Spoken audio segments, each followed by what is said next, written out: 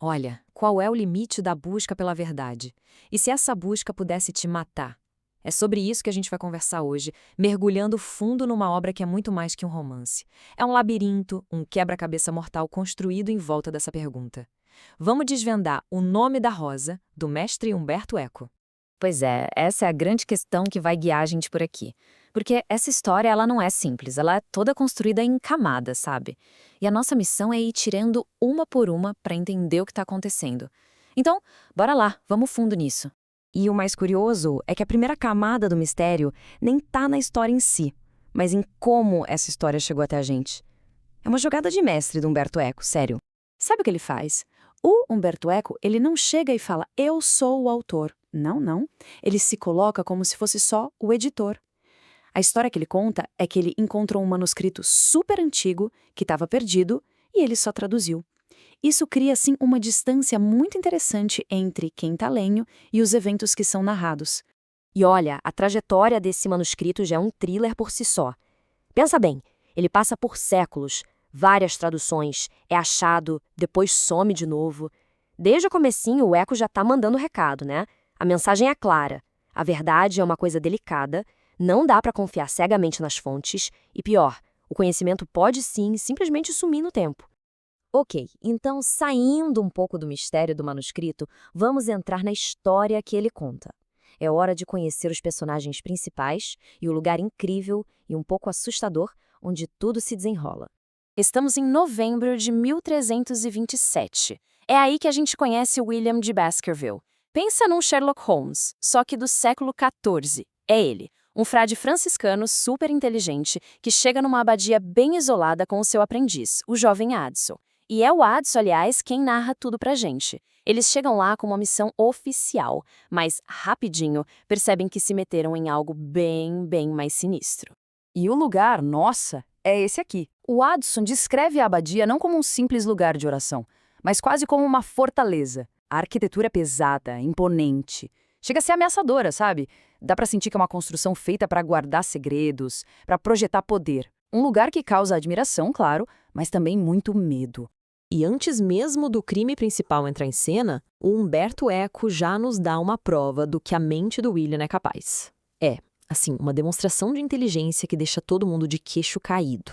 Pura dedução.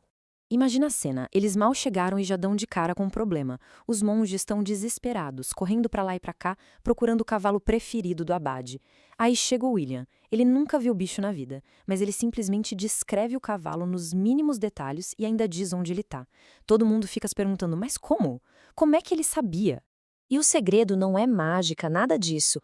O William, ele simplesmente sabe ler os sinais da natureza como se fosse um livro aberto. Cada detalhe é uma pista, uma palavra. As pegadas da neve, elas dizem o tamanho do casco, o jeito de andar. Os galhos quebrados indicam a altura dele.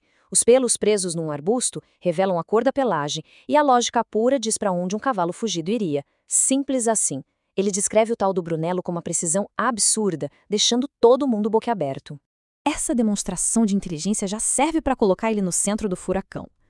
O abade, impressionado, chama o William para investigar uma morte bem misteriosa. Só que essa missão já vem com porém, uma contradição que parece impossível de resolver e que serve justamente para proteger o centro de todo o mistério. O crime é o seguinte: um jovem monge, um artista famoso chamado Adelmo de Outranto, foi encontrado morto. O corpo dele estava espatifado nas rochas, bem embaixo da torre principal da abadia. A grande questão é: ele se jogou ou alguém o empurrou? Suicídio ou assassinato?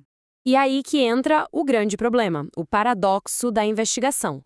O abade diz para o William, você tem total liberdade, pode ir onde quiser, falar com quem quiser.